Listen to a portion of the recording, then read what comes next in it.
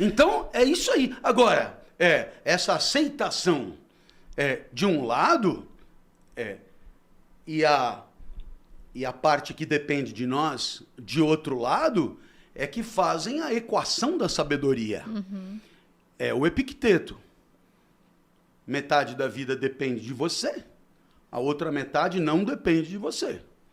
Na sua vida tem coisas que você pode controlar e coisas que você não pode controlar. E agora, hoje em dia, né, o que eu enxergo assim, é que a juventude, que você falou que é mais frágil, parece que eles querem mudar a natureza, exatamente o furacão que você disse aí, a vida está acontecendo. Sem nem arrumar a cama antes, né? E aí eles falam, não. Então vamos resolver isso daqui que eu vou inventar uma nova realidade e vamos fingir que ela existe. E é muito isso. E aí, no final, a realidade é como ela é e não como deveria ser, não como eles gostariam. E não conseguem nenhum nem outro, não conseguem aproveitar, ficam mais parados. O que foi, amor, que você tá Eu acho que falta para esse pessoal, né? Não só para a juventude, porque tem cara que vai envelhecendo e mesmo assim não amadurece. Mas você citou vários dos autores estoicos mais conhecidos, né? O Marco Aurélio, o Epiteto. O Epiteto é o único que eu não li até hoje. Eu li o Marco Aurélio, eu li Sêneca. E o Marco Aurélio ele tem uma afirmação muito interessante, na verdade duas, que casam muito bem com o que você falou. A primeira é sobre a questão do cosmo. Eu tinha até anotado aqui, tudo que está em acordo contigo está em acordo comigo, ó cosmo, ele fala. Então, se as coisas estão acontecendo, é da natureza e está de acordo com ele. E sobre essa questão da excelência, nesse livro Meditações, que é um livro que era praticamente o diário do Marco Aurélio, o Clóvis até citou que ele escrevia mais para si mesmo, então não era um livro para ser lido do que para os outros. E o pessoal pega para ler, está muito famoso em redes sociais hoje, e quer ler como se fosse uma história de cabo a rabo. E não tem muita conexão entre as partes. Ele chegava no final de um dia e escrevia, foi um dia legal. Aí no outro dia ele estava em batalha na fronteira com a Germânia, aí escrevia outra coisa, que não tinha nada a ver com aquele primeiro dia. Mas aqui teve uma hora que ele faz uma afirmação que bate com essa questão da excelência. Ele fala para executar cada ato da sua vida como se fosse o último. E parece que essa frase passou para os nossos dias hoje de uma maneira deturpada. O pessoal entende que é viva cada dia como se fosse o último. E essa diferença de entendimento gera uma grande diferença prática na vida. Porque se eu for viver cada dia como se fosse o último, eu não estava nem aqui gravando podcast. Eu estava por aí, né, a vida louca, bebendo, enchendo a cara, usando droga e sei lá por que acabar minha existência naquele dia. Só que geralmente não acaba, né? Esse é o problema, vai ter um dia seguinte e vem as consequências. Agora, se eu entendo que é para executar cada ato da minha vida como se fosse o último, é igual você veio aqui no podcast e pensando, se esse vai ser o meu último podcast sobre esse tema, estoicismo, deixa eu fazer o melhor que eu puder, ser excelente, porque vai ficar registrado. Se eu for jantar com você e achar que é a última vez que eu vou estar fazendo isso na minha vida, eu não vou nem olhar o celular, eu vou estar 100% focado em você, para que seja memorável. Mais essa prática, então. Vamos Aquela usar mais. alfinetada ao vivo. Mas esse é o ponto, entendeu?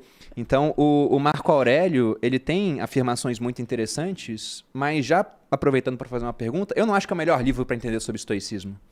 Porque ele escrevia para ele.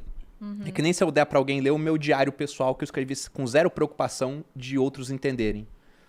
Como é que você acha que a pessoa pode começar a saber mais sobre esse assunto? Quem você acha que são as principais referências, livros a serem lidos? Além de assistir esse podcast, né? Além de, obviamente, usar o poder das redes sociais hoje. Bom, eu adorei aí o que vocês disseram, porque é um aspecto super importante esse de você colocar tudo ali naquilo que você está fazendo. Os estoicos, eles acreditavam que havia dois grandes problemas na existência: o passado e o futuro. O passado era entendido não como uma realidade pretérita, mas o passado era entendido como o presente que se lembra do que aconteceu. Passado como memória, né? E o futuro não é a realidade do amanhã, que exigiria de nós vencer a velocidade da luz, mas o futuro é entendido como aquilo que supomos vá acontecer, uma antecipação. E os estoicos estavam convencidos, com razão ou não, eu até humildemente problematizaria, Mas eles estavam convencidos do seguinte: quando você está pensando na morte da bezerra, e a bezerra já morreu, existe um empobrecimento da existência. E esse empobrecimento da existência é consequência de um presente mal vivido. Quando você está pensando no que vai acontecer, porque é mais ou menos assim, pessoas mais velhas tendem a se lembrar mais, pessoas mais jovens tendem a antecipar mais, por questões mesmo quase que matemáticas, né? Quer dizer, é o que já foi vivido. Por exemplo, no meu caso, já estou muito mais para saudade do que para planos de carreira, né?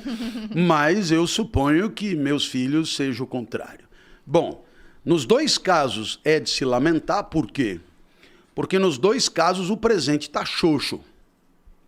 O presente e o passado, o futuro e o passado são formas de escape de um presente desagradável, de um presente mal vivido, de um presente sem excelência, de um presente desalinhado da própria natureza, de um presente indevido, digamos assim. Então, de certa maneira, nós imaginaríamos uma felicidade sem nostalgia e sem esperança. Portanto, uma felicidade desesperançada, uma felicidade onde a imediatidade do presente é de tal maneira preenchedora da alma que inviabiliza, né, esses desvios para o que já aconteceu e para o que vai acontecer. Então, eu poderia citar o livrinho do professor Sponville, Felicidade Desesperadamente. A tradução é ruim, não é desespero, é desesperança, né? Você, a ponto de me perguntar por onde eu iria, né? Então, esse é um livro atual, escrito por um professor que está vivo, que fala de coisas atuais, mas que apresenta esse aspecto do estoicismo que me parece fundamental, que é a capacidade de conferir ao instante vivido toda a sua relevância, todo o seu valor, toda a sua potência, toda a sua intensidade, toda a sua força, né? Então, a título de exemplo, eu aqui nesse podcast. Você pode nem estar achando o máximo que eu estou falando, porém, saiba, aqui eu estou 200% focado no que eu estou falando. Não tem essa de saber, escuta, esse pessoal não vai almoçar, ou que horas essa porra termina. Ou seja, não existe espaço para isso, por quê? Porque existe uma imediatidade do tempo presente que é preenchedora da existência. E é aqui que ele falou, né? Faça como se fosse a última vez que você está fazendo.